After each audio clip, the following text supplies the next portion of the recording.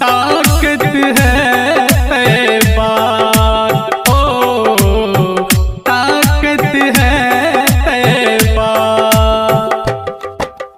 DJ विकास पलक recording studio, गंडोल चौक सहरसा।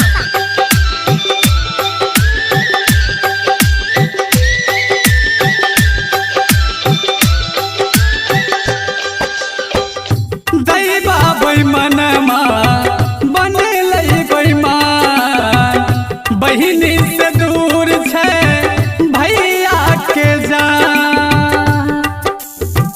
गुड्डू आकाश सन्ना Sunny BRP Virendra कहै छौ बहिना राखी बन्हेबो अपना गाँव। हम ते छियै